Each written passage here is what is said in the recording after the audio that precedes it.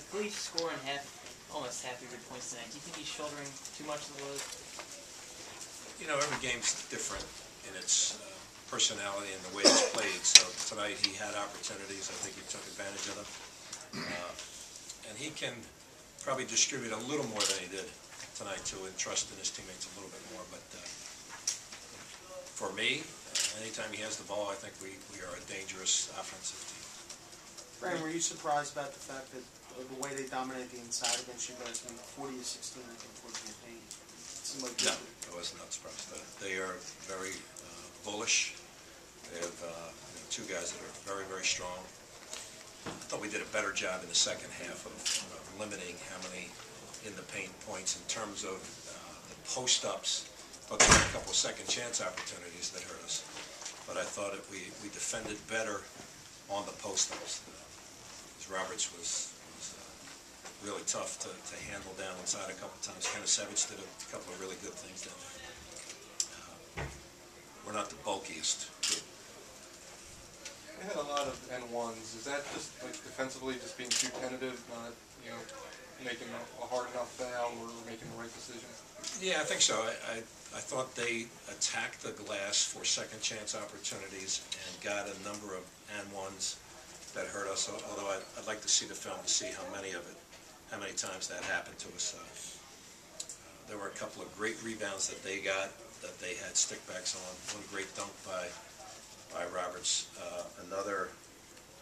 There was a foul that we fouled on that we had an opportunity to get the loose ball like 2 or 3 different times. We couldn't come up with it. But they did what they had to do. I thought the two biggest plays might have been Jones's threes, one off a foul shot that we had with Khalif. They ran it down very quickly. We didn't match up to Jones. And then the next time, I think it was late in the shot clock, and we just didn't switch out enough or blast that ball screen enough to limit that. Those 2 threes by Jones I thought were huge. Was Wyatt the primary option on that last play, .7? Oh, yeah. Oh, absolutely. Just give him the ball. Yeah, I wasn't going to call a timeout because then they probably would have denied him. It would have been more difficult to get him the ball. And I think he had a couple of different, I'll wait to see the film, but it looks like there were a couple of different options. He could have pulled up for a jumper. He probably had guys on his right and left.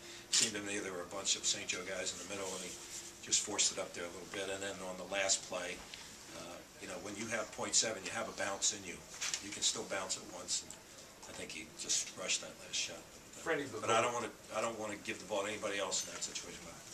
The last shot, in a normal situation, if you don't have a guy on fire like that, which you did, do you run something at the hoop with .7, or do you still run a three? Yeah, I don't know how much they're going to let us get to the hoop. Okay. I mean, I hope they do. We had a situation where we had a cutter coming through. Maybe we get lucky with that. We had a ball screen, and maybe we get lucky with the slip. But again, he came off that, and I couldn't see it. I couldn't see it how clean it was. But he just caught it and then just threw it up. I thought he had a bounce in him, and he didn't. He chose not to use the bounce. But again, I don't want the ball in anybody else's hands. But Khalif Wyatt, I thought we were fortunate to have him get it. But I didn't think they would allow him to get it. Coach, can you just talk about going from here? I know it's heading towards the home stretch here in the A10, and it seems like this league, anybody can beat anyone, even more so than in years past. Yeah, I mean, it's a fabulous league. Anybody can beat anybody at any time. This is a great environment today. I thought our kids fought through it pretty well. We needed to be a little bit tougher in a couple of possessions. Maybe we would have survived. But I feel better about the game this year, how we played and how we competed, than I did last year, how we played and didn't compete nearly as well as we did today. We got a lot of games left, and we need to be the best team we can be moving forward. We'll have a big week, Charlotte at home and at Dayton, and we've got to figure out a way to win a couple games. You feel like you guys take this one any tougher just because you were in a hostile environment and it seemed like you had control of the game coming down there? Yeah, we had a 9-point lead, and then we had a 4-point lead, and then I thought we had a couple of empty possessions, a couple of quick shots that hurt us, but I'm pleased with how we are progressing at this point. Disappointed, certainly, that we didn't finish the game more strongly, but I am pleased with our team. Anything else? Dan played 6 minutes. It was his first extended playing time since I think the Bowling Green game. Was that something you planned this week to try and get him a run, or was that more of Yeah, just he's a foul? worked really hard. He's deserved this opportunity. So I thought he did what he needed to do in the first half, and he played pretty good defense, and